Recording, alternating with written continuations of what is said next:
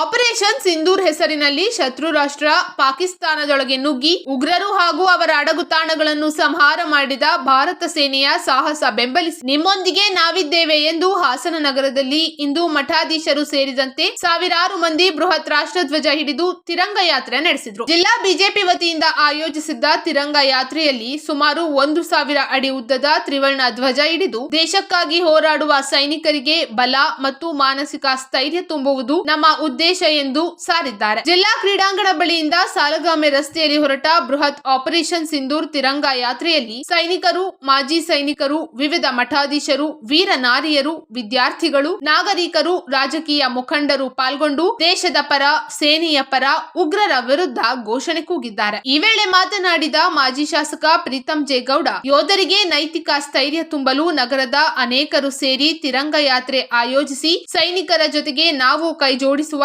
ಕೆಲಸ ಮಾಡಿದ್ದೇವೆ. ಮಳೆಯ ನಡುವೆಯೂ ಯುವ ಸಮೂಹ ರಸ್ತೆಗಿಳಿದು ದೇಶ ಕಾಯುವ ಸೈನಿಕರಿಗೆ ಬಲ ಮತ್ತು ಮಾನಸಿಕ ಸ್ಥೈರ್ಯ ಹೆಚ್ಚಿಸಲು ಯಾತ್ರೆ ಮಾಡಲಾಗುತ್ತಿದೆ ಎಂದರು. ದೇಶದ ಯುವಕರಲ್ಲಿ ಹೆಚ್ಚಿನ ರಾಷ್ಟ್ರಭಕ್ತಿ ಮೂಡಲಿ, ಆ ಬಗ್ಗೆ ಹೆಚ್ಚು ಕಾಳಜಿ ವಹಿಸುವುದು ಎಲ್ಲ ನಾಗರಿಕರ ಹಕ್ಕು ಹಾಗೂ ಜವಾಬ್ದಾರಿ. ಈ ವಿಚಾರದಲ್ಲಿ ರಾಜಕಾರಣ ಸಲ್ಲದು. ಭಾರತ ಪಾಕ್ ನಡುವೆ ಕದನ ವಿರಾಮ ಅಂತಾರಾಷ್ಟ್ರೀಯ ವಿಚಾರ ಆಗಿರುವುದರಿಂದ ನಮ್ಮ ರಾಷ್ಟ್ರೀಯ ನಾಯಕರು ಮಾತನಾಡುತ್ತಾರೆ. ಹಾಸನದಲ್ಲಿ ನಾವು ಮಾತನಾಡುವುದು ಸಮಂಜಸವಲ್ಲ ಎಂದು ತಿಳಿಸಿದರು. ಭಯೋತ್ಪಾದನೆ ವಿರುದ್ಧ ಆಪರೇಷನ್ ಸಿಂಧೂರ್ ಕಾರ್ಯಕ್ರಮ ಅತ್ಯಂತ ಯಶಸ್ವಿಯಾಗಿರುವುದರಿಂದ ಸೇನೆ ಸಾಹಸ ಬೆಂಬಲಿಸಿ ಬೃಹತ್ ತಿರಂಗ ಯಾತ್ರೆಯನ್ನು ಹಾಸನದಲ್ಲೂ ಯಶಸ್ವಿಗೊಳಿಸಲಾಗಿದೆ ಎಂದರು. ಮಹಿಳೆಯರು, ಮಾಜಿ ಸೈನಿಕರು, ವಿವಿಧ ಸಂಘಟನೆಯ ಮುಖಂಡರು ಸ್ವಯಂ ಪ್ರೇರಿತವಾಗಿ ಯಾತ್ರೆಯಲ್ಲಿ ಪಾಲ್ಗೊಂಡಿದ್ದಕ್ಕೆ ಧನ್ಯವಾದ ಕೂಡ ತಿಳಿಸಿದರು. ಬಿಜೆಪಿ ಜಿಲ್ಲಾಧ್ಯಕ್ಷ ಸಿದ್ದೇಶ್ ನಾಗೇಂದ್ರ ಮಾತನಾಡಿ, ಏಪ್ರಿಲ್ 22ರಂದು ನಡೆದ ಪಹಲ್ಗಾಮ್ ದಾಳಿಯಲ್ಲಿ 26 ಮಂದಿ ಜೀವ ತೆತ್ತರು. ಇದಕ್ಕೆ ಪ್ರತೀಕಾರವಾಗಿ ನಮ್ಮ ಸೇನೆ ಅಭೂತಪೂರ್ವ ಸಾಧನೆ ಮಾಡಿದೆ. ಪಾಕ್ ದಾಳಿಯನ್ನು ನಮ್ಮ ವೀರ ಯೋಧರು ಕ್ಷಿಪಣಿಗಳು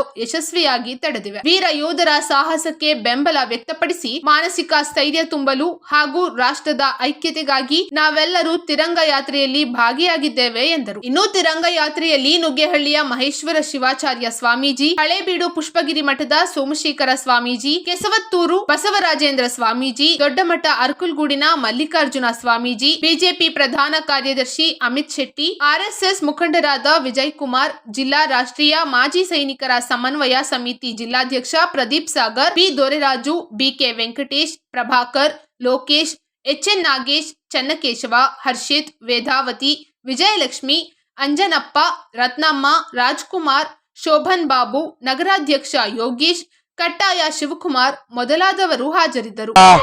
ಯೋಧರಿಗೆ ನೈತಿಕ ಸ್ಥೈರ್ಯವನ್ನ ತುಂಬೋದಕ್ಕೆ ಹಾಸನದ ನಾಗರಿಕರು ಸೇರಿ ಇವತ್ತು ವಿದ್ಯಾರ್ಥಿಗಳು, ಎಲ್ಲ ಸಂಘ ಸಂಸ್ಥೆಯ ಪ್ರಮುಖರು ಸೇರಿ ತಿರಂಗ ಯಾತ್ರೆಯನ್ನು ಆಯೋಜಿಸಿದ್ದಾರೆ.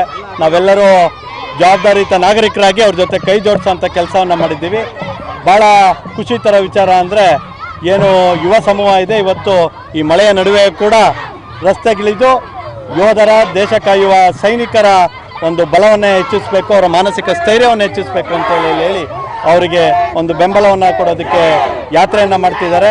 ಈ ದೇಶದ ಯುವಕರಲ್ಲಿ ಹೆಚ್ಚಿನ ಈ ದೇಶಭಕ್ತಿ ಮತ್ತು ರಾಷ್ಟ್ರಪ್ರೇಮ ಬರಲಿ, ಅದರ ಕಡೆ ಹೆಚ್ಚು ಕಾಳಜಿ ವಹಿಸುವಂಥ ಜವಾಬ್ದಾರಿ ಎಲ್ಲ ನಾಗರಿಕರಿಗೂ ಇದೆ ಅಂತ ಹೇಳಿ ಈ ಸಂದರ್ಭದಲ್ಲಿ ತಿಳಿಸ್ತೇನೆ. ಸರ್, ಈ ಯುದ್ಧದ ವಿಚಾರದಲ್ಲಿ ಕೆಲವರು ಕಾಂಗ್ರೆಸ್ ನಾಯಕರು ರಾಜಕೀಯ ತರ್ತಾ ಇದ್ದಾರೆ ಅಂತ ಎಲ್ಲೋ ಒಂದೊಂದು ಕಡೆ.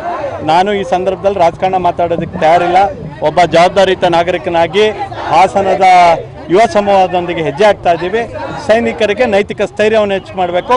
ಯಾರು ಸೈನಿಕರ ಒಂದು ಮಾನಸಿಕತೆಗೆ ಒಂದು ನೋವನ್ನುಂಟು ಮಾಡ್ತಾರೆ ಅವರಿಗೆ ದೇವರು ಕ್ಷಮೆ ಕೊಡೋದು. ನೋಡಿ, ಇದು ರಾಷ್ಟ್ರೀಯ ವಿಚಾರ, ಭಾಳ ಜವಾಬ್ದಾರಿಯುತವಾಗಿ ಮಾತಾಡಬೇಕು. ಹೆಚ್ಚಿನ ವಿಚಾರವನ್ನು ತಿಳಿದಿರೋಂಥ ನಮ್ಮ ರಾಷ್ಟ್ರೀಯ ನಾಯಕರು ಮಾತನಾಡ್ತಾರೆ. ಕದನ ವಿರಾಮ ಎಲ್ಲ ಅಂತಾರಾಷ್ಟ್ರೀಯ ವಿಚಾರ ಆಗಿರೋದ್ರಿಂದ ನಾವು ಹಾಸನದಲ್ಲಿ ಕೂತು ಮಾತಾಡೋದು ಸಮಂಜಸ ಅಲ್ಲ.